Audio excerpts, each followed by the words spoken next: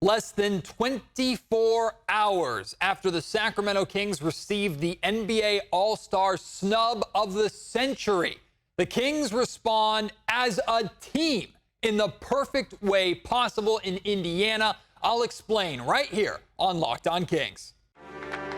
You are Locked On Kings, your daily Sacramento Kings podcast, part of the Locked On Podcast Network, your team every day. And now, ladies and gentlemen, it is that time for another episode of Locked On Kings.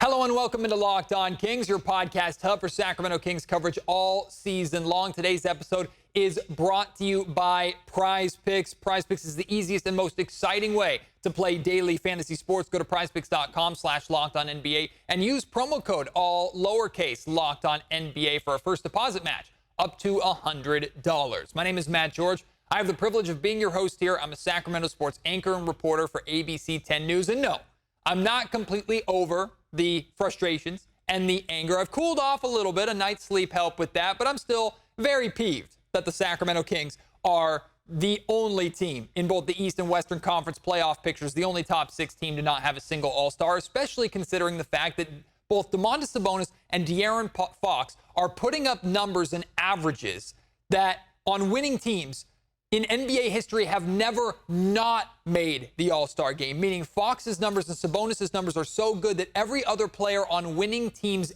ever to record the numbers that they're recording right now have made All-Star teams. They are the first not to. This is literally a historic snub. And we talked about it yesterday. I don't know how much the Kings cared about it. I don't know how much De'Aaron Fox and Domantas Sabonis cared about it. I hoped it ticked them off a little bit. It certainly ticked off Kings head coach Mike Brown, who had some things to say about receiving snubs. And actually, he kind of made a joke out of it, too. He said, we're the only top team in the Western Conference playoff team to be in that playoff picture and to not have All-Stars. I'm not that good of a coach, right? So Mike had his kind of fun spin on things. But I was hoping that, okay, maybe De'Aaron and Domas wouldn't visibly be pissed off or wouldn't take to the podium or grab a microphone or appear on a podcast or do an interview and say, yeah, I'm pissed off, this is ridiculous, this is BS, yada, yada, yada. But maybe the way that they played, maybe the way that the Sacramento Kings played would show their response or their reaction to the blatant disrespect of this decision by the NBA towards the Sacramento Kings. Because that's what it is. It's not a better player got in, a more deserving player got in. It's not. It's just blatant bias, disrespect, and a disregard for the success of the Sacramento Kings and the star power of both De'Aaron Fox, but especially Domantas Sabonis. So the Kings, the next night after this slight, take on the Indiana Pacers and defeat the Pacers 133-122. Here is why this is the perfect response to the disrespect that the Kings received. They won tonight's game wholeheartedly as a team. They put up 133 points as a team. You had four players score 20 or more points tonight. Those four players being Fox, Sabonis, Barnes, and Malik Monk. You had two other players in Kevin Huerter and Trey Lyles who also reached double digits. Six players in double digits, four of them scoring 20 plus in a victory. And of course, you were led by Sabonis and Fox. Domantas Sabonis tonight, 26 points, 9 of 14 from the field, 12 rebounds, 7 assists, and 2 steals. We'll talk about him and the history he continues to make more a little bit later on in the show. Then there's De'Aaron Fox, 1 point behind him, 25 points tonight, 11 of 21 from the field, 3 rebounds, 3 assists, 6 steals, which ties his career high. So you had your two stars still leading the charge, but the Kings as a team showed up. As a unit, they responded to this disrespect. Because I promise you, I mean, Kevin Huerter tweeted about it, how ridiculous it was that neither Fox or Sabonis were named. And Malik answered a question about it in postgame. Deuce Mason on postgame asked him tonight what his thoughts were on neither Fox or Sabonis making it, and basically said it doesn't surprise him because everybody sleeps on Sacramento and they just have to keep waking everybody up. That was what Monk said about the situation. But I promise you, those guys, those teammates are just as pissed off because the recognition of Fox and Sabonis isn't just for the two of them. It's also for the recognition of what the Sacramento Kings are continuing to do as a team. A team who so many labeled as destined to regress and to be worse because there's no way they were going to be as healthy and injury lucky as they were last season, this season.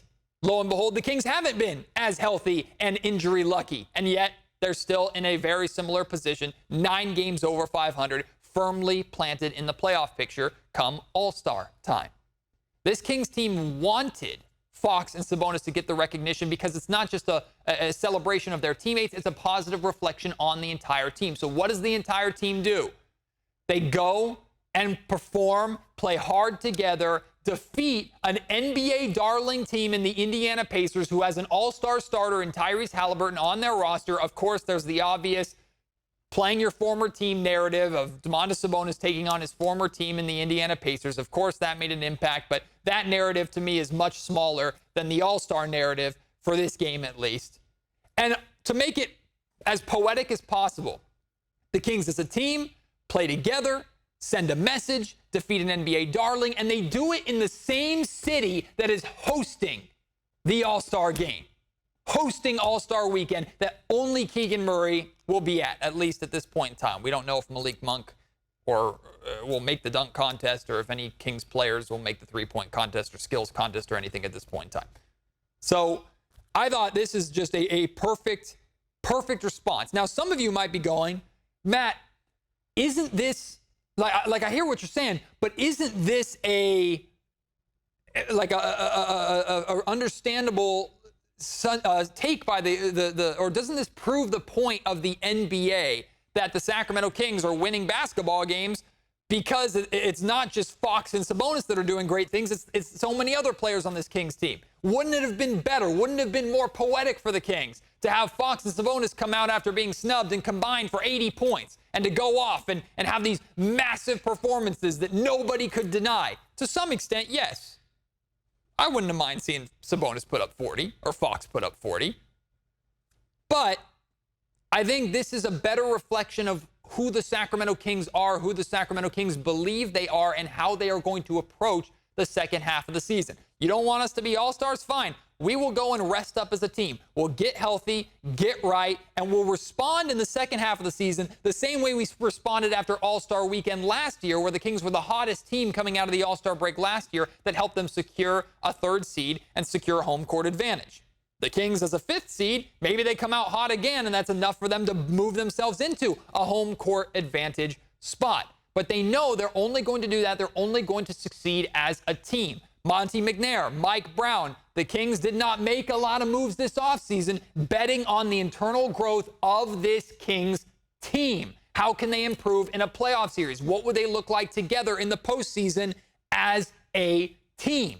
Of course, you need stars to carry you as far as you're going to go, and Fox and Sabonis are those guys. But as a team, the Kings are at their best when everybody is on the same page, the ball is moving, shots are falling, and they're clicking and communicating the same way that we saw tonight. So I prefer this response and prefer this performance tonight for the Kings after being snubbed, this team victory. I prefer that over Fox and Sabonis going off and no other King being in double digits or maybe barely being with like 10 points here, 11 points there, yada, yada, yada. Let's talk about some Kings team love. Let's keep with this theme here a little bit. Like, the Kings as a team made some really, really good adjustments in this game. The biggest one was the Indiana Pacers scored 20 points in the paint in the first quarter alone, right? It was just layup lines for the Pacers coming out of the gate. The Kings still gave up 122 points, which is not ideal. Granted, they did it against the best offense in the NBA in the Pacers this year. The Pacers have been putting 122 points up on everybody. So, would you like to see that number lower? Would Mike Brown like to see that number lower? Absolutely. Would the Kings like to have had better interior defense than they had in this game, especially in the first quarter? Absolutely. But to put this into perspective, the Pacers scored 38 points in the paint on 79% shooting in the paint in the first half. In the second half, that number was just 20 points in the paint on 45% shooting. 45% in the paint is not good. It's not like 45% from three-point range. That's amazing. 45% around the rim, scoring in the paint, that is not good. The Kings made a clear adjustment in the second half, did a much better job with their interior defense, and that's one of the major reasons why they were able to create enough separation to ultimately win this game. And then also the Kings themselves dominated in the paint the entire night, took advantage of the fact that the Pacers, as great as they are on offense, they don't play a lick of defense. Domantas Sabonis and the Kings took advantage. They scored 66 points in the paint. And what I love about this for Sacramento is we've talked about at times it seems like they have an over-reliance on that three-point shot when they should be getting to the rim more. The Kings shot 38%, 13 of 34 from three-point range. 13 of 34. The Kings only taking 34 threes in a victory because they were so good in the paint. That's a great number for me. How about the steals, right? The Kings they might have struggled defensively to keep the Pacers from scoring, but defensively in terms of deflections and steals, man, the Kings had themselves a fantastic game. 15 steals as a team. That led to 22 Pacer turnovers, and the Kings scored 31 points off those 22 Pacer turnovers. If you're wondering why the Kings won the game, that's the number right there. And this Pacers team, they love to get out and run, right? That plays to a Kings' strength in some extent. The Kings are also a team that wants to get out and transition, but the Pacers have mastered it. They've been brilliant in transition this season. Neither team scored a lot of fast break points, only 9-7. But that 9-7 was in favor of the Kings. To me, that speaks less to the amount of fast break points that the Kings scored and more to how few fast break points they held the Pacers to in their own building. A team that likes to run only scored 7 fast break points against the Sacramento Kings tonight. Finally, let's talk about Tyrese Halliburton really quickly. Tyrese has been in and out of the lineup due to injuries. He came off the bench tonight, ended up starting the second half, but didn't play until the second quarter. So I understand this is not the best version of Tyrese Halliburton. This is no shade at Tyrese whatsoever because you know how much I like him. All of us here in Sacramento love Tyrese and support him and are excited to see him as a starter in the Eastern Conference. That being said, he scored 14 points, but the big number for Tyrese, only 1 assist tonight. I don't know how much credit you want to give the Sacramento Kings, but that's the number. Tyrese Halliburton, who leads the league in assists. His primary skill is his distribution and getting his teammates involved. He is the engine that makes that offense go. Just 1 assist tonight. I think that's credit for the Sacramento Kings as well. All right, we're going to talk about individuals. Of course, we have to talk about Domantas Sabonis. We'll have to talk about Malik Monk and the Kings bench in general. Harrison Barnes coming up as well. There's so much still to talk about, which I'll get to here in a second. Like I said at the top of the show, today's episode of the Locked On Kings podcast is brought to you by PrizePicks. What is PrizePicks? Well, PrizePicks is the largest daily fantasy sports platform in North America. It's the easiest and most exciting way to get your daily fantasy sports fix, and it's a completely unique and beneficial way for you to play. Why? Because you're not taking on other players, including the pros and the sharks out there that take advantage of you. You're not taking on those people. It's just you versus the PrizePicks projections. There are so many different projections out there involving points scored, rebounding, assists, combinations, steals, dunks, minutes played. There's so many unique ways to play PrizePicks for any given Kings game.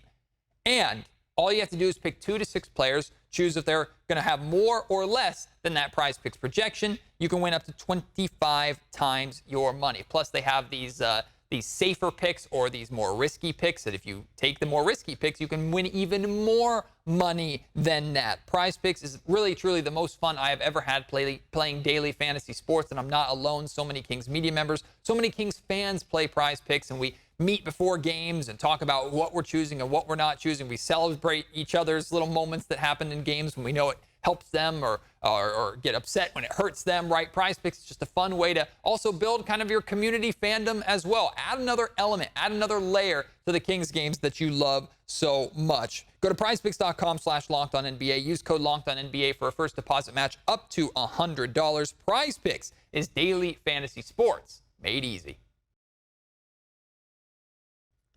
Domantas Sabonis. I don't know why he's not an all-star when he's putting up the numbers like, once again, he put up tonight. Again, running through his stat line, 26 points, 12 rebounds, 7 assists, 2 steals. What we're mainly going to talk about here is the 26 points and 12 rebounds. Yeah, that's a double-double. That is 30 straight double-doubles for Domantas Sabonis. He is the 14th player ever to have a double-double streak that long. Ever. Not this season, not this century, or I should say this decade. Ever. Only 13 other players have done what Domantas Sabonis is doing. Not to mention, on top of that, he leads the NBA in double-doubles. He's got 43 this season. Still not good enough to be an all-star, apparently. Don't know why. He is now one double-double shy of Oscar Robertson's franchise record streak of 31 games. He's going to break it. He's going to tie it next. He'll tie it tomorrow in Chicago. He's going to break it before this road trip is done. And then it'll rightfully be his spot at the top of the Kings record books, the Kings franchise record books for that streak. But still, not good enough to make the All-Star team, apparently. Well, I mean, if you want to say that, yeah, okay, Sabonis has these great assist numbers because he touches the ball so much every possession or whatever Shasky said in the Bay Area, or Sabonis, like, yeah, he gets all the rebounds because nobody else on the Sacramento Kings rebounds, but he doesn't do the stat that really matters. Matt, he does not score. Domantas Sabonis does not score. Ladies and gentlemen, I present to you 26 points tonight on 61%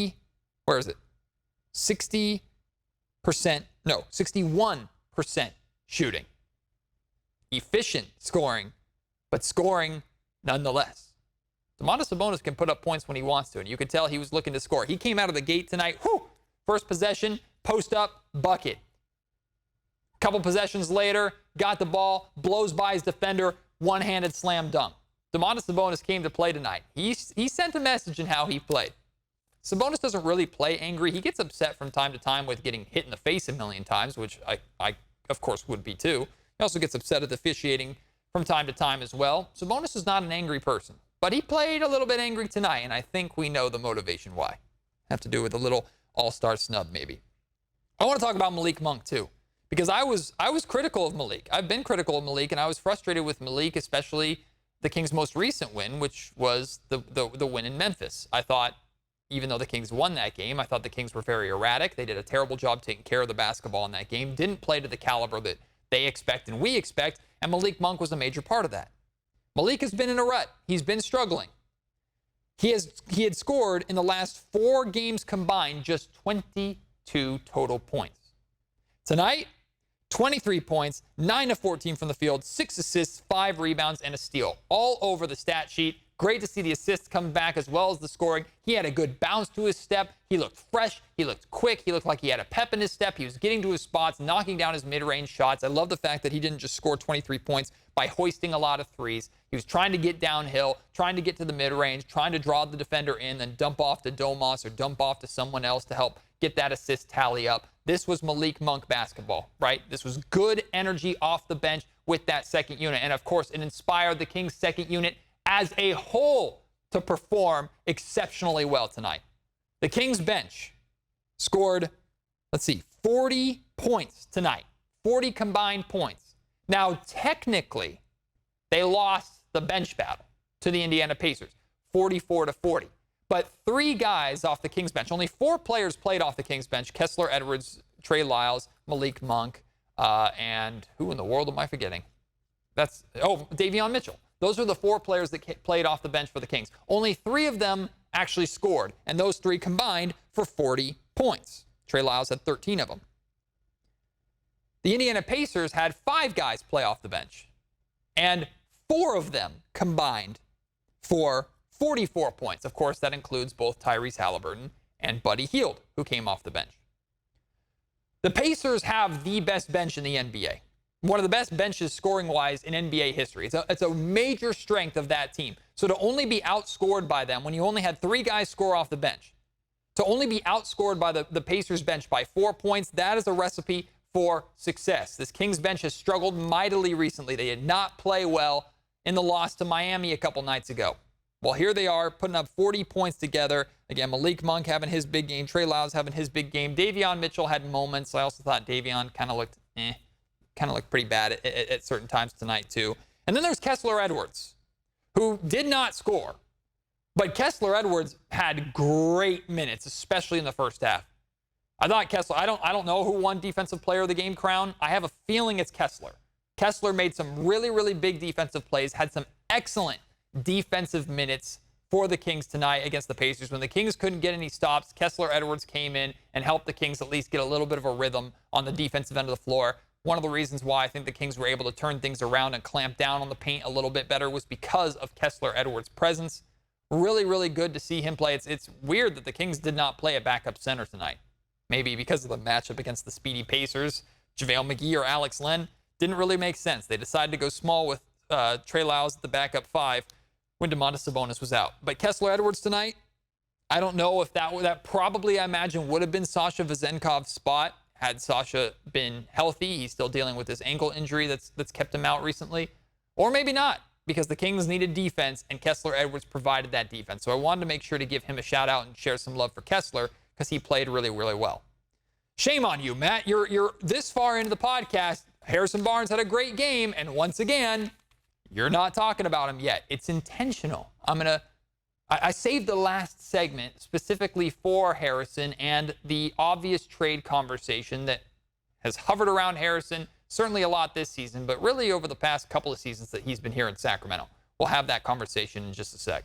Today's episode of the Locked On Kings podcast is also brought to you by FanDuel. Happy Super Bowl time to all those who celebrate from FanDuel, America's #1 sportsbook. If you're like me, Super Bowl is all about finding the perfect seat on the couch, grabbing those great Super Bowl football snacks, and of course, placing some super bets. That's where FanDuel comes in. There's so many amazing ways to play FanDuel, so many fun ways, especially around Super Bowl time, whether it's betting on the go-to things like the money line and point spreads and things like that, which of course you can do. As of right now, the 49ers are very slight favorites in Super Bowl 58 in Las Vegas. You can do that, or you can have some more fun with the prop bets, like who's going to score a touchdown, who's going to score the first touchdown, who's going to win the coin toss, stuff around the halftime show even. There's so many fun and unique ways to bet on the Super Bowl, and FanDuel is the perfect place for you to go and have that fun. And check this out. If you're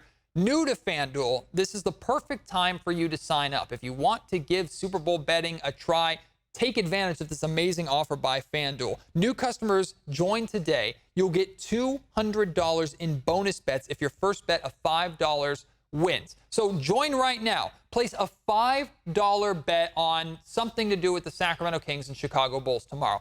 If you win, here's $200 in bonus bets in addition to the money you make on that bet. Use that $200+ and have a lot of fun and make even more money on Super Bowl Sunday. Just visit FanDuel.com/lockedon to sign up. That's FanDuel.com/lockedon. Make every moment more with FanDuel, an official sportsbook partner of the NFL. Harrison, I didn't wait to talk about you and another great night that you had because you're an afterthought. I did it intentionally because there's a bigger conversation with Harrison Barnes to be had. Now, first, let's talk about the great night that HB had. 22 points, 9 of 14 from the field, 4 of 7 from three-point range, 4 rebounds, 3 steals. He came out of the gate. I mean, a lot of the Kings came out of the gate and played really, really well. The balanced attack for Sacramento started in that first quarter. Fox got off to a good start. Of course, Domas did. Monk did off the bench. Harrison Barnes did, right? HB was aggressive. He struggled in that Miami Heat game, but it wasn't because he faded into the background like he had done so many times earlier this season. He just wasn't hitting shots. He was getting that higher volume. I think he went like 0 of 6 from three-point range, and most of them were wide open looks. It was just a cold shooting night. And I told you after that game, I would much rather Barnes go like 4 of 13 from the field and struggle than go 1 of 2 or 1 of 3 and basically do nothing else, right? Harrison responds. The shots are falling this time, and he continues to play really well. He's averaging over 20 points per game in this last stretch of 6, 7, or 8 games or whatever he's on. He's playing very, very well right now. He has found his role with this Kings team, and that role is just simply being more engaged. It's less about, hey, let me fill in and find where I fit and do what I need to do as a great teammate to emphasize the strengths of De'Aaron and Domas and stay out of their way and blah, blah, blah. No, it's now I'm going to be a part. The Kings have found a way to make Harrison Barnes more of a part of what they're doing, and Harrison is rewarding them for it by his stellar play. Because This offensive team is so loaded with weapons, and an attention of a defense has to be so spread to Fox and Domas and Herter on the perimeter and Keegan Murray, what he's doing, Malik Monk off the bench. So many weapons that the defense has to pay attention to that more often than not, they just forget about Harrison being out there. And Harrison is making it very difficult for defenses to forget about him. Meaning when they have to pay attention to what he's doing, of course, that opens up opportunity and space for everybody else. HB is playing very, very well. He has found his role. So I do not think the Kings are trading Harrison Barnes. I don't think HB is going anywhere. That is not just because of recency bias, right? That's not just because of this great stretch that he's on, because I'm sure some of you are screaming at me in the comment section right now going, don't be fooled, Matt. The trade deadline's going to pass and HB's going to revert right back to what he was doing, and he's just playing good right now because he either wants to increase his value or he doesn't want to be traded to a bad team. He wants to stay here in Sacramento and compete in the playoffs. That might be how you feel. And you know what? You could be right. I hope you're not right. None of us should be hoping that you're right. Even you.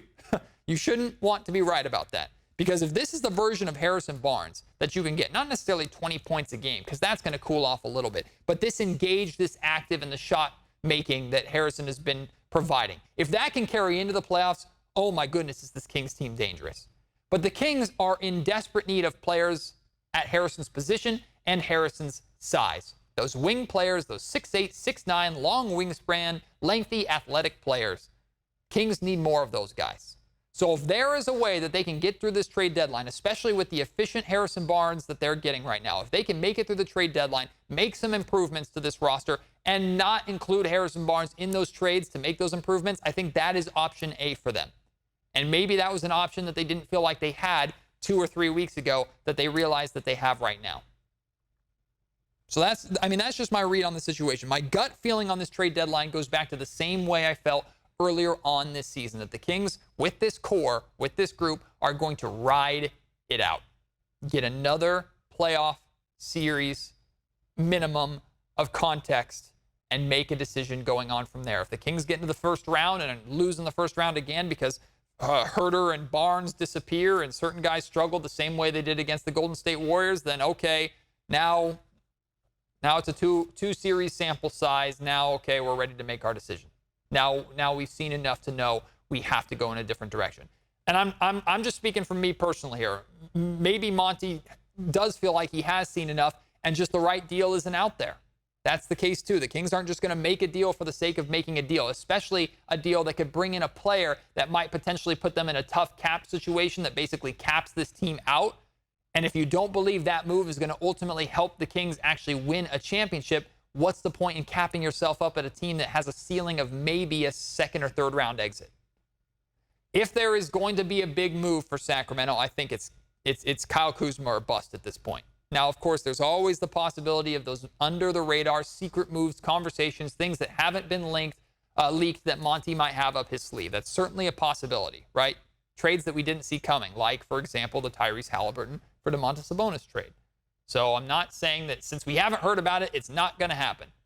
But I just feel like it makes the most sense reading the tea leaves, not just in Sacramento, but around the league. Kyle Kuzma is a player the Kings have been interested in and have coveted for a long time. He's on a good contract. He can absolutely help this Kings team.